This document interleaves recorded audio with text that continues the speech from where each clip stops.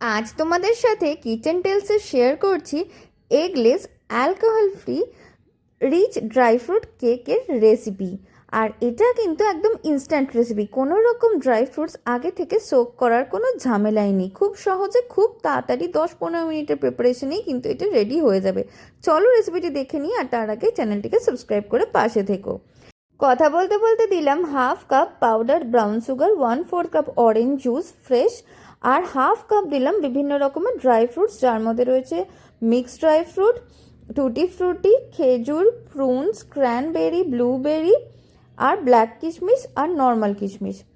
Soft হওয়া পর্যন্ত রান্না হতে দেবো।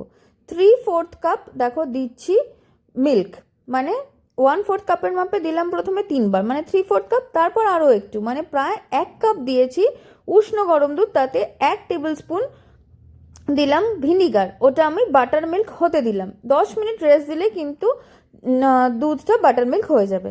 অপরদিকে ড্রাই ফ্রুটগুলো সফট হয়ে গেছে, গ্যাসটা বন্ধ করে ঠান্ডা করে নেব। এবার মিশিয়ে দিলাম 1/4 কাপ মেল্টেড বাটার।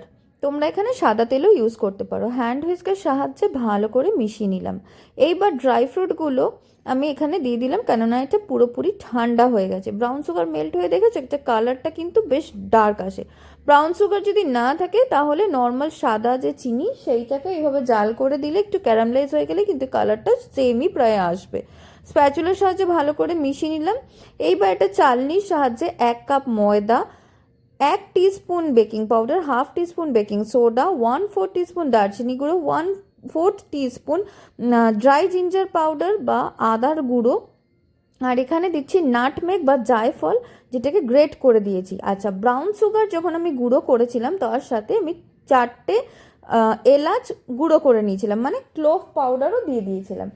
এইবার ওয়েট ইনগ্রিডিয়েন্টের সাথে ড্রাই ইনগ্রিডিয়েন্টগুলো ভালো করে কাটফোল্ড মেথডে মিক্স করে নিলাম। মনে পড়লো যে ভুলে গেছিলাম এসেন্স মেশাতে, তাই হাফ টিস্পুন ভ্যানিলা এসেন্স আমি মিশিয়ে আরেকবার কাটফোল্ড মেথডে ভালো করে মিশিয়ে নেব। ব্যাটারটার কনসিস্টেন্সি দেখে বুঝতে পারছো বেশ কিন্তু ঘন। এই রকম ঘন হলে কিন্তু ড্রাই ফ্রুট নিচে পড়ে যাবে না। আর যদি খুব পাতলা ব্যাটার বানিয়ে ফেলো তাহলে ড্রাই ফ্রুটগুলো সব গিয়ে নিচে চলে যাবে।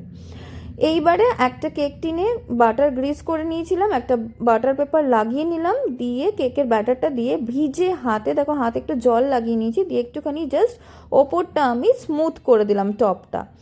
এইবার একটু ট্যাপ করে নেবো এয়ার বাবল যাতে ভেতরে না থাকে।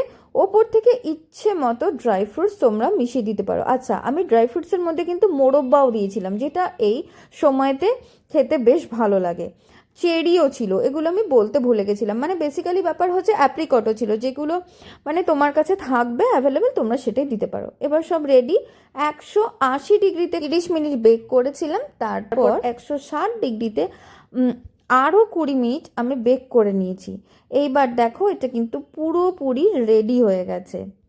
এখন কিন্তু কেকটা উষ্ণ রয়েছে, একদম গরম অবস্থায় বাটার পেপার রিমুভ করতে যেও না, তাহলে কেকটা ভেঙে যাবে।